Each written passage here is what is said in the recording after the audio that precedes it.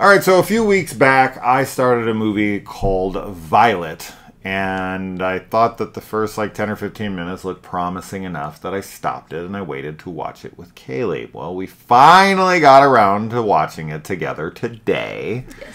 And we're here to discuss it. So, Violett, yeah, all right. So we have a premise? Oh my goodness. I read the description. Okay, you go for it. So it was there's this small town where there are a lot of child disappearances happening, and a mom is having a hard time because she's noticing weird characters emerging in the neighborhood, and she's worried about the safety of her daughter. Okay, that works. That was the first part of what I read. So you want to lead with this? Go for it. Well, that's the premise. Okay. This is a very stylish nightmare fuel type of movie. Mm-hmm. When we were watching it, I felt very worried that I wasn't going to understand what was happening, but I do think that you get a satisfying conclusion that wraps everything up in the end.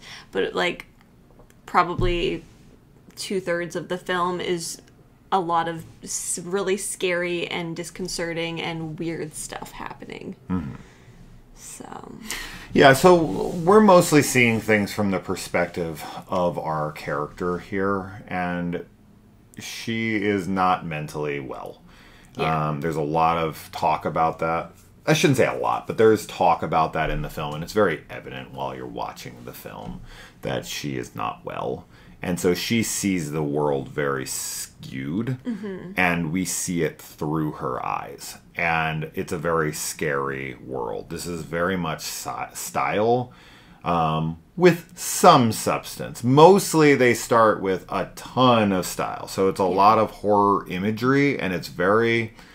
I would say it's got its own kind of style to it. It felt very... unique to this film. I have seen stuff like it before, because this movie definitely feels a bit like a hodgepodge of ideas when it comes to the visual styles they're going with, which I didn't dislike, by the way. I actually quite liked the movie. The ending was a bit odd because... And I guess I get it to a degree, but because the film is so hyper-stylized for the majority of the film, I felt the ending, while it is impactful and kind of went a way that I expected, I did like how it played out.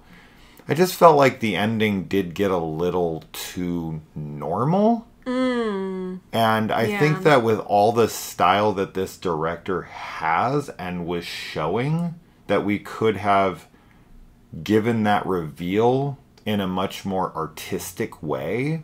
The film kind of stops dead when it gets to that final 15 minutes or so in its style, and it kind of goes more normal, traditional style of filmmaking for the most part. There's still a little horror stuff going on there, but it just felt so straightforward for such a bizarre film for the rest of the runtime. So I found that change was odd, but I get that there's supposed to be a clarity that's coming to. So I get why it was done.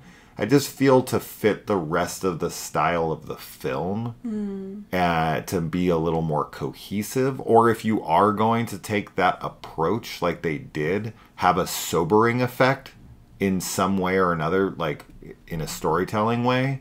I didn't dislike it. I just felt that it was a bit jarring. Maybe that's the point. I don't know.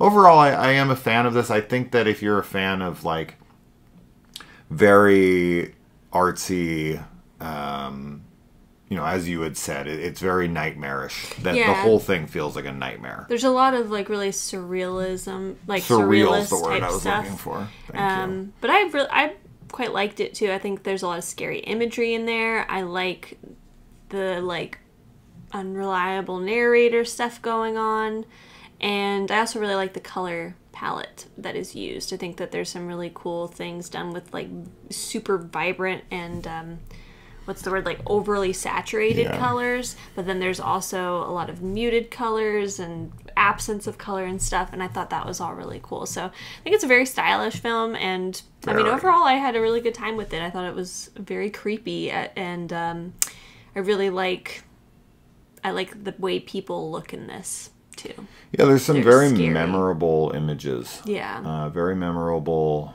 scenes and scary entities that appear. So I think the director has a good eye for horror, for sure. It is ultra, like, I shouldn't say ultra. It is low budget, and you can feel that budget to a degree. And I don't know how well this movie will land with people who are looking for more characterizations.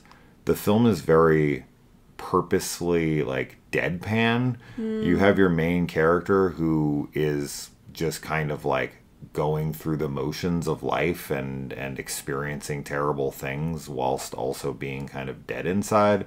So you're not really getting much out of her. She is fairly, like, I don't want to say one-dimensional, because I feel like there is some layering to her because of what we find out in the story, and her performance is good, but it is very one note for a lot of the film, a lot of just kind of 1,000-yard stares, and these like dead eyes, dead aesthetic to her face, like, and I think you can kind of guess where the movie's heading. But if you like lower budgeted films that really try to ramp up the style, something like, of course, I always mention The Evil Within, which is a favorite of ours. Yes, very similar in some ways. And, you know, I wouldn't go as far as like a Moon Garden, because that's more fantasy. But it has that kind of, you definitely are questioning reality for a lot of the film, and it is like nightmarish in that sense. It kind of reminds me a bit.